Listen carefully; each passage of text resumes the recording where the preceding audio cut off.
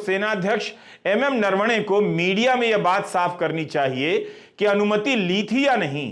कहीं ऐसा तो नहीं कि अग्निवीर योजना की पोल खुल गई है, इसलिए अब इस किताब को छपने से रोकने का कोई तरीका निकाला गया है। अग्निपथ योजना क्या देश पे एक साजिश थी? क्या ये योजना बिल्कुल एक सरकार के द्वारा थोपी हुई थी? क्या उन युवाओं के साथ ये धोखा है जो सुबह 4 बजे उठ के सिर्फ ऑलिव ग्रीन ड्रेस जो है उसको पाने का सपना देखते हैं? उनके माता पिताओं के साथ एक धोखा है? या आप सीधी भाषा में कहता हूं, क्या सेना के साथ में एक धोखा है? Indian army, Indian navy, Indian air force के जवानों के साथ में धोखा है? क्या ये देश की सुरक्षा के साथ में धोखा है? ये बात आज आपको क्यों बोल रहा हूं, पूरी वीडियो के माध्यम से बताता हूं। आपने देख लिया होगा 6 दिन पूर्व हमारे रिटायर्ड जनरल मनोज मुकुंद नरवणे साहब की जो किताब है उसको लेकर काफी विवाद हुआ है, जिस किताब का नाम है 4 स्टार ऑफ डेस्टिनी। ये एक ऐसी किताब है, मतलब किताब तो कई लोग प्रकाशित करते हैं, लेकिन इस किताब का सीधा सीधा संबंध जो है वह अग्निपथ योजना से है। इसका इतना जबरदस्त इम्पैक्ट पड़ रहा है पूरी मीडिया पे। हालांकि गोदी मीडिया तो उस पर चुप है, जैसे और खबरें जैसे फैलानी चाहिए वो एल्विस यादव के खबर को नेशनल न्यूज बना देती है, लेकिन इतनी बड़ी बात को देखिए धीरे से शांतिप्रिय ढंग से इसको दबा दिया गया है। न इसकी कोई ज्यादा खबर चली है, न आज के उस पर में कोई बात कर रहा है। लेकिन युवाओं की बात है, सेना में आने वाले जवानों की बात है, सेना की बात है, तो इसलिए हमारा भी, हमने नमक खाया सेना का, तो इसलिए हमारा काम है कि इस बात को आपके सामने रखना। बाकी तय आपने करना है कि ये सही है या गलत है। इसका जो सबसे बड़ा विवाद चल रहा है किताब का, इसके प्रकाशन को लेके कि इसके छपने की अनुमति मिलेगी या नहीं मिलेगी। हालांकि बड़े बड़े न्यूज़पेपर आर्टिकल्स में ये सारी चीजें खबर निकल के आ चुकी है कि जो इस किताब में है उसमें मेन पॉइंट है अग्निपथ योजना को लेके।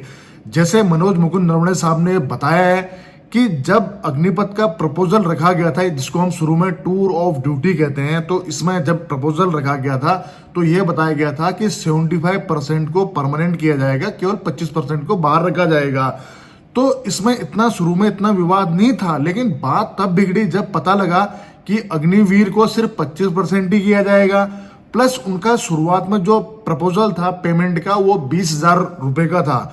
इसको सुनकर जो सेना के अधिकारी लोग हैं जो वहां पर बैठे हुए थे या जिनसे साथ डिस्कस की गई थी, तो जब ये प्रपोजल आया तो सबने इस चीज को बोला कि ये तो एक दिहाड़ी मजदूर की बात हो रही है, यह सेना का जवान नहीं हो सकता, क्योंकि 7 से 8 महीने उसको ट्रेनिंग जब हमने कंप्लीट करता है, ट्रेनिंग कंप्लीट करने के बाद में अपनी यूनिट में जाता है, 7 से 8 महीने तो उसको चीजों को समझने में लग जाता है। और यही नहीं, रिटायरमेंट की जो ड्रिल होती है एक परमानेंट सैनिक की, वो 1 साल पहले से उसकी ड्रिल चालू हो जाती है। उसको डॉक्यूमेंटेशन सबमिट कराना होता है, उसके बैंक डॉक्यूमेंट, फिंगरप्रिंट, काफी चीज डॉक्यूमेंट की प्रक्रिया उसकी साल भर पहले शुरू हो जाती है। तो यहाँ तो टोटल 4 साल की नौकरी, 30,000 रुपए सैलरी, सालाना में एक बार 30 दिन की छुट्टी, इस प्रकार कैसे चलेगा? यही नहीं, जब ये प्रपोजल एयरफोर्स और नेवी को पता लगा तो उनके पैरों के तले की जमीन खिसक गई। लेकिन देखिए कि आखिर फिर भी ये योजना जो है वो इंडियन आर्मी के ऊपर में थोप दी गई। यह अग्निपथ योजना का जब प्रपोजल लाया गया तो सबसे पहले इस चीज के बारे में पता किसको लगा? हमारे सीडीएस बिपिन रावत साहब को। शायद बिपिन रावत साहब धीरे धीरे पेंशन पे भी कैंची चला देते, आज वो हमारे बीच में नहीं है, लेकिन ऐसी बातें नहीं कहनी चाहिए। लेकिन अब चीजें निकल के आई हैं तो मतलब बात तो निकलेंगी बाहर। आपने देखा होगा कि अभी अग्निपथ योजना से पहले जब आया था एक पेंशन प्रपोजल आया था, जिसको लेके हम लोगों ने भी काफी वीडियो बनाई थी। यकीन मानिए उसमें हमारे पेंशन के ऊपर में भी कैंची चलनी थी, तो वो अभी कुछ टाइम ठंडे बस्ते में चला गया है। अब अग्निपथ योजना जो है, जहां पहले 80,000 सालाना सैनिकों की भर्ती होती थी, वहां पर अब 40 से लेकर 50,000 सैनिकों की भर्तियां हो रही है। और जब अग्निपथ योजना थोप दी गई थी तो आपने देखा होगा टीवी डिबेट या कहीं पर भी सिर्फ 2 ही हमारे आर्मी के अधिकारी थे जो इसकी तारीफ कर रहे थे। वो कौन थे? सरकार में बैठे हुए हमारे रिटायर्ड जनरल वीके सिंह और हमारे सेना में जो मंत्री हैं, दोनों ही मंत्री थे, रिटायर्ड कर्नल राज्यवर्धन सिंह राठौर। इन दोनों के सिवा आपने देखा होगा टीवी डिबेट में हमारे रिटायर्ड जनरल, कई लोग थे, सबने इस जो योजना है इसको लेके गया कि ये सीधे थोप दी गई, इसके बारे में डिस्कस नहीं किया गया, ये देश हित में सही नहीं है। हमारे परमवीर चक्र विजेता कैप्टन योगेंद्र यादव साहब, हमारे परमवीर चक्र विजेता कैप्टन बाना सिंह साहब, उन्होंने बोला कि ये योजना देश हित के लिए, सिक्योरिटी के लिए ठीक नहीं है, लेकिन किसी की बात नहीं सुनी गई और ये योजना लागू कर दी गई। और उसके ऊपर में जुल्म देखिए कि जिसने इस योजना का विरोध किया गया, वहां पर हमारे आपने देखा होगा हमारे जो लेफ्टिनेंट जनरल पुरी साहब हैं, जो कि अग्निपथ योजना के सूत्रधार थे, वो आगे प्रेस कॉन्फ्रेंस में कहते हैं कि जो भी आंदोलन में भाग लेगा, जिन युवाओं के द्वारा पुलिस में कंप्लेंट होगी, उनको सेना में भर्ती नहीं किया जाएगा। यानी कि आप अपनी कोई भी आवाज उठा नहीं सकते। उसके बाद रिटायर्ड सैनिक आए, रिटायर्ड फौजी, रिटायर्ड अधिकारी, सबने इस योजना का विरोध किया और तर्क दिए कि ये योजना देश हित के लिए क्यों ठीक नहीं है।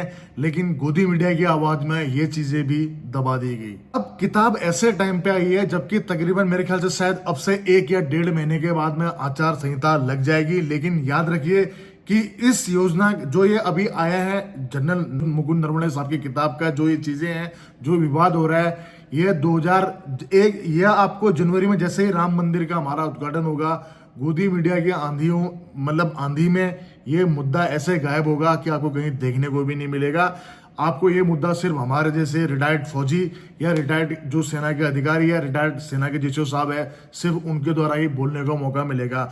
हम ये नहीं कहते कि सर आपने सब काम गलत किए हैं, हम आपका बिल्कुल तारीफ करते हैं कि आपने धारा 370 हटाई। हम आपकी तारीफ करते हैं कि आपने राम मंदिर जैसा हिंदू, यह हमारा देश है, यहाँ पर आपने इतना बड़ा जो काफी लंबे टाइम से चीज था पेंडिंग, वो सुप्रीम कोर्ट की मदद से हुआ और उसमें आप भी आपको भी पूरी दुनिया मतलब याद करेगी कि हाँ आपके कार्यकाल में। लेकिन सर ये सोचिए कि क्या बेरोजगारी कोई चीज नहीं, क्या सरकारी कंपनियां बेची जा रही हैं उसका कोई मोल नहीं, इतनी नौकरियां जा रही है उसका कोई मोल नहीं। मैं कहता हूं कि ठीक है, आप बोलते हैं कि made in India, startup India, मैं बोलता हूं कि जो इतने युवा लोग हैं जो अभी बेरोजगारी के दौर से गुजर रहे हैं, बताइए किन किन को इन योजनाओं का फायदा है, कितना परसेंट, आधा परसेंट, 1%। लेकिन लोग आज अपनी नौकरियों से जा रहे हैं, लोगों के पास में जॉब अपॉर्चुनिटी नहीं है। हमारा देश बेरोजगारी के मतलब 47 साल के सबसे बुरे दौर पे चल रहा है। उसके बाद में हम लोग बोल रहे हैं कि अगर हम यही चीजों में लगे रहेंगे सर, एक सैनिक के सम्मान के साथ तो खिलवाड़ नहीं किया जाना चाहिए, आपको जो फैसला लेना चाहिए। लेकिन देश की सेना, भारतीय सेना, जिसका कि विश्व में इतना नाम है, उस सेना के बुनियादी ढांचे के साथ में इतना बड़ा खिलवाड़ कि एक सैनिक को आप 4 साल के कॉन्ट्रैक्ट में भेज रहे हैं, 5 साल भी आप नहीं कर पाए क्योंकि 5 साल के बाद में ग्रेजुएटी देनी पड़ती है, इसलिए आपने 4 साल कर दिया। और सर ये किया ही क्यों? इसके पीछे लॉजिक सिर्फ इतना ही है कि क्या सैनिकों की पेंशन आपको चुभ रही है? इस देश की पॉपुलेशन का कितना परसेंट इंडियन आर्मी में आप बताइए, और कितने परसेंट रिटायरमेंट लोग हैं, जिससे कि क्या हमारा देश का अर्थव्यवस्था सिर्फ इन चंद एक रिटायरमेंट, एक हम 0.1% से भी नीचे अगर देश की पॉपुलेशन लगाएं, उतने रिटायर्ड पेंशनर होते हैं, तो क्या वो पेंशन भी आपको चुभ रही है? और सेना के अधिकारी, एयरफोर्स के अधिकारी, नेवी के अधिकारी वो नहीं चाहते थे कि अग्निपथ योजना जैसी योजना लागू हो, जहां की एक जवान को दिहाड़ी मजदूर समझा जाए और 20,000 रुपए उसको पगार दिया जाए 1 महीने की। तो इन चीज को समझाने के लिए हमारे CDS विपिन रावत साहब को आगे लाया गया ताकि वो एयरफोर्स और नेवी को समझाएं। और देखिए मजे की बात यह रही कि नरवणे साहब को रिटायरमेंट होने दिया गया और अप्रैल में वो रिटायरमेंट हुए थे और जून में अग्निपथ योजना लागू की गई। और देखिए आप books the 4 star of destiny में उन्होंने तो सिर्फ अग्निपथ योजना के बारे में कहा, आप उस इंसान के बारे में सोचिए कि जो भारतीय सेना का chief of the army staff है, अपनी सीनियरिटी पे है, जहां की वो तीनों सेनाओं के चीफों में सबसे सीनियर थे, उसके बाद उनको CDS यानी कि उनको चीफ ऑफ डिफेंस स्टाफ नहीं बनाया गया और उनको रिटायरमेंट करने के बाद में उसके बाद लेफ्टिनेंट जनरल अधिकारी रैंक को आप CDS दिया गया। हालांकि ये प्रपोजल में है कि किसी को भी बना सकते हैं, लेकिन सेना में हमेशा सीनियर का सम्मान होता है और जो ये पद होता है एक सीनियर अधिकारी को ही दिया जाता है, जो कि जिसके हकदार थे मनोज मुकुंद नरवणे साहब, लेकिन उनको रिटायरमेंट करके घर भेज दिया गया और उसके बाद एक रिटायर्ड लेफ्टिनेंट जनरल साहब को CDS बनाया गया। तो आप बताइए क्या ये सही था? और आप ही लोग बताइए कि क्या अग्निपथ योजना खत्म होनी चाहिए या नहीं होनी चाहिए, या अग्निपथ योजनाओं को लेके हमारी जो मीडिया है उसको अपनी आवाज उठानी चाहिए, या सिर्फ सरकार में कि हाँ में हाँ मिलानी चाहिए? आप लोग अपनी राय कमेंट्स में जरूर दें। जय हिंद, जय भारत। सबसे बड़ी बात जो सामने ये आती है कि यह स्कीम सरकार की तरफ से, प्रधानमंत्री की तरफ से, प्रधानमंत्री कार्यालय की तरफ से तीनों सेनाओं के ऊपर एक तरह से थोपी गई। यह स्कीम सेना ने नहीं प्रपोज की थी, ना कि उनका आइडिया था।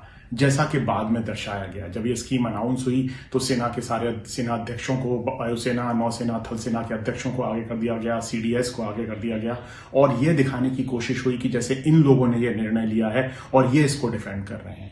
नरवणे साहब ने साफ कहा है, वो उस वक्त सेना अध्यक्ष थे, उन्होंने कहा है कि उन्होंने प्रधानमंत्री को सिर्फ एक सुझाव दिया था कि करीब 5,000 के करीब सैनिक शॉर्ट सर्विस ऑफिसर की तरह सेम टर्म्स एंड कंडीशंस पर जैसे नॉर्मल सैनिक होते हैं उस तरह से 5 साल के लिए लिए जाएं। करीब 10%, 50 से 60,000 सैनिक हर साल भारतीय सेना में भर्ती होते हैं।